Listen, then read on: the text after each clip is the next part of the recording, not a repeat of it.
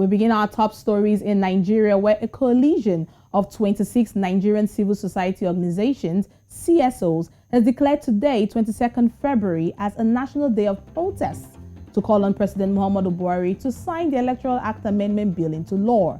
The CSOs restated their earlier ultimatum issued to the president to sign the bill based on dates announced for the 2023 elections to also avoid creating a constitutional crisis for the Independent National Electoral Commission, INEC. Recall that the president earlier to the bill citing concerns over the recommendation of direct primaries for political parties, saying it violates the spirit of democracy.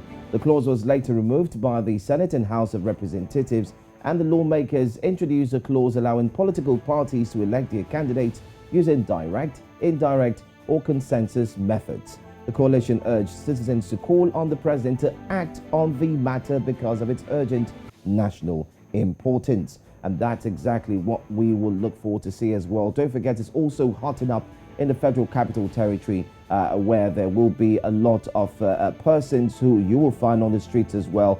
So there's one action or the other taking place in the Federal Capital Territory, but you can bank on our man who's there, our Abuja Bureau officer, of course, the one in chief. You could talk about Amadine Uyi, who would definitely be fielding in every single thing that's taking place right there in the Federal Capital Territory. But still staying in West Africa this morning on Breakfast Central, the Gambian National Assembly members, NAMS, yesterday voted on Constitution Amendment Bill 2021 to allow it to move for a third reading after a long debate on Thursday. The bill is entitled An Act to Amend the Constitution of the Republic of the Gambia 1997 to enlarge the composition of elected members of the National Assembly, to provide for the reservation of specific seats for women and persons with disabilities, and for connected matters. Let's now bring in journalist and media consultant Sana Kamara, who joins us now live from Banjul in the Gambia. Good morning to you. Thank you for being here on Breakfast Central. Now, Kamara, can you tell us about this bill, its competence, and why it has become necessary to actually amend the constitution of the country at this time? Thank you so much for having me. The amendment actually is an offshoot of the draft constitution that was voted down sometime last year, just before the elections. And it actually seeks to bring about gender parity in terms of representation in the National Assembly. Initially, the objective was to have more women representation, but it had a lot of conflicting against from different sides. And yesterday, it was packed out, I'll call it, because the speaker thinks that there was not enough votes needed, or the required votes were not available to make sure to move it to the next level. So it was shocking for a lot of people who were putting in a lot of effort to see this law passed, but then it doesn't win the required votes necessarily.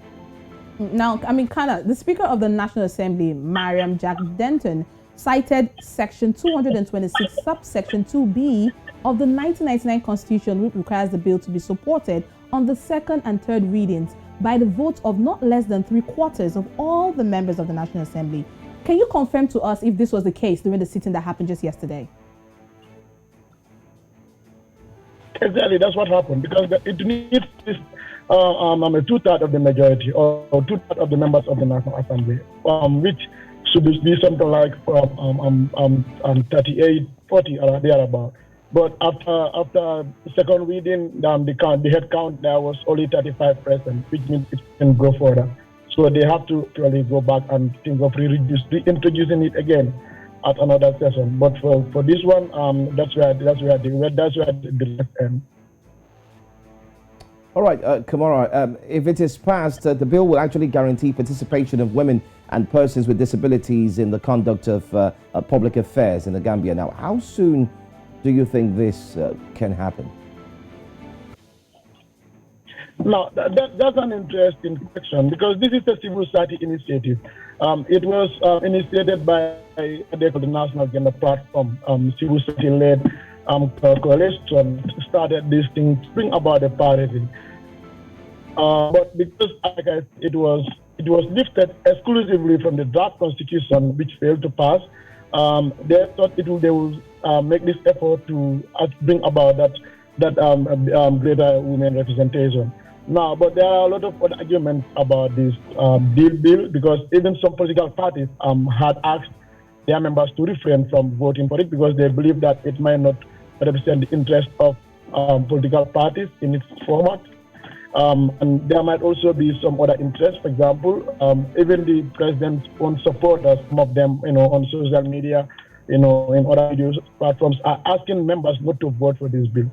So I think probably initiators would have done a better job, in my view, to say that they could have got a lot of consent so that there is ownership of the bill process. Obviously, they have done a lot of good work, you can say that.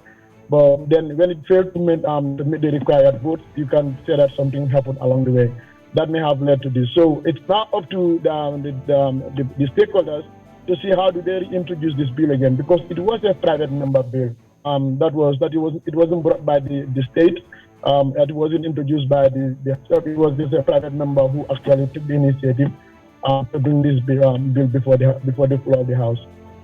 Right. We will continue to monitor the development of this story as it unfolds. Thank you so much, journalist and media consultant Sana Kamara, who's joined us live from Banjul in the Gambia.